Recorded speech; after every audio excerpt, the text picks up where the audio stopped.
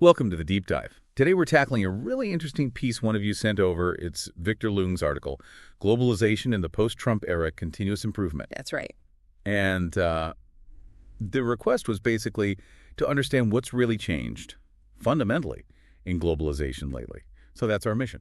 Get past the headlines about, the Trump presidency and see what the lasting shifts are. And Leung's core idea, it really jumped out at us. He argues that, yes, international trade, all that exchange, it continues, but the values underneath it, the leadership dynamics, those have changed quite a bit. Right. It's not just tweaking policies. It's deeper. Exactly. A real reshaping, he suggests. Okay, so where do we start unpacking that?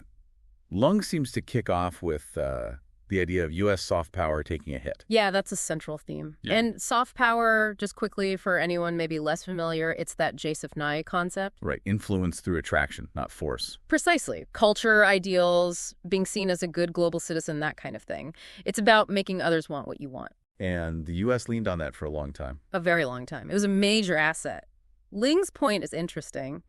He contrasts the George W. Bush era, which maybe showed the limits of hard power, military might, with the Trump era, where he argues it was that soft power, the appeal, the trust, that really saw significant erosion. So less about armies, more about admiration. In a way, yes. Things like, fewer international students applying to U.S. universities maybe, or other countries' cultural influence growing. Tangible signs that the attraction has faded somewhat. And Leung gives specific examples, doesn't he? Like cutting cultural programs. Yes, slashing budgets for cultural diplomacy. And he mentions the politicization of institutions like Voice of America. Which seems counterintuitive if you want soft power. Well, exactly. Leung presents it as actions that seem to actively reduce the U.S.'s ability to lead through inspiration. What strikes you most about that erosion of soft power?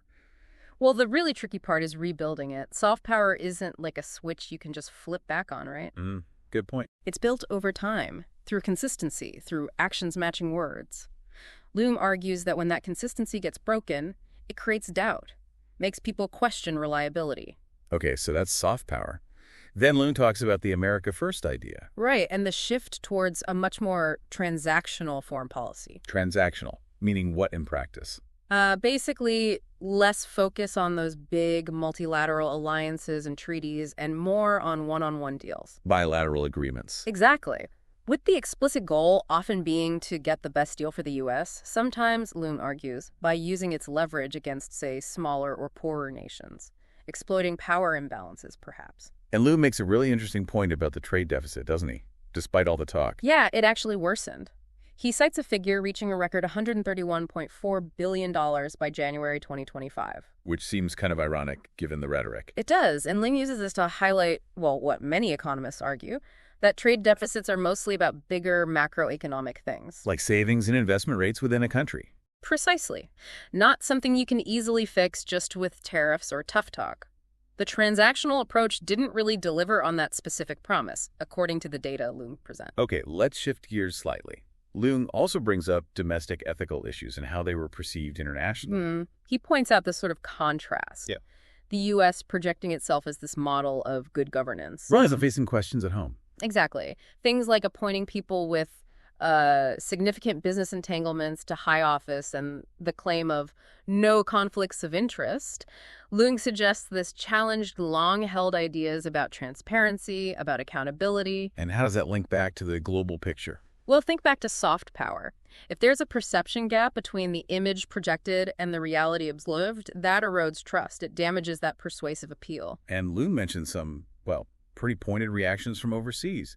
The Berlusconi comparison in Italy. Yeah, and that anecdote about some African leaders supposedly joking their own dictators looked, quote, more dignified. Wow. That's quite a statement. Even if humorous, what does that really signal? It signals, I think, a pretty steep decline in how American leadership and its moral standing were being viewed. It suggests the standards people once associated with the U.S. were being questioned, maybe even mocked.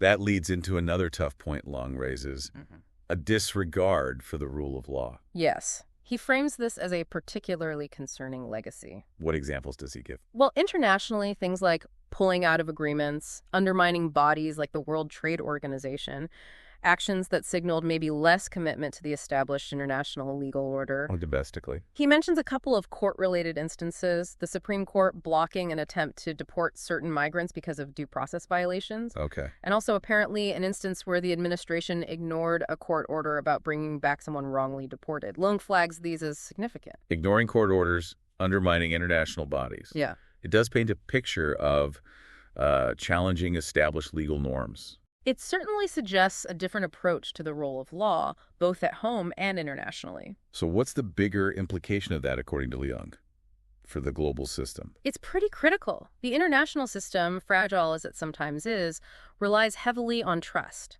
on shared norms, on the idea that rules generally apply to everyone. Especially the big players. Right. When a major power seems to treat rules as optional, it can weaken the whole structure. Leung implies it makes the system less predictable, perhaps more dangerous, especially for smaller nations who rely on those rules for protection. I remember talking to someone from a smaller European country back then, and the sense of unease was really noticeable. Like the ground felt less stable. That makes sense. It wasn't just abstract policy, it felt personal, about security and predictability. So pulling it all together, Leung's conclusion is what? A more fragmented world. That's the picture he paints, yeah.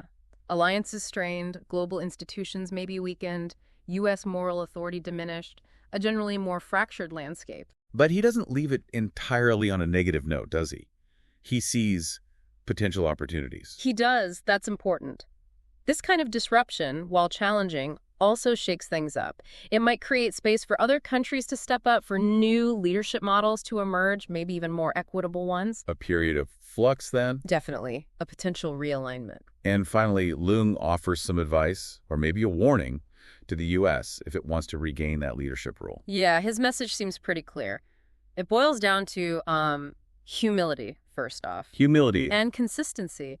Rebuilding trust not just with words, but with steady actions that show a real commitment to cooperation, fairness, and crucially, respecting the rule of law again. So it's not just about policy announcements, it's about sustained behavior. Exactly. Demonstrating those values over time. That's how trust gets rebuilt, he seems to argue. Okay, so for everyone listening, the big takeaway from this deep dive into Leung's article seems to be this. The post-Trump era isn't just about policy changes you can list. It's about a deeper shift in the currents of globalization, affecting trust, norms, and who leads and how. Absolutely. Which leaves us with a really interesting question to ponder, doesn't it? Go on. Well, thinking about this fragmentation, these shifts, how might they play out in the future, not just in trade talks or diplomacy, but maybe in unexpected areas? What new kinds of international cooperation might emerge? Or what new challenges does this fragmented world present? Food for thought. Where do things go from here in this potentially more fractured global order? Definitely something to keep watching.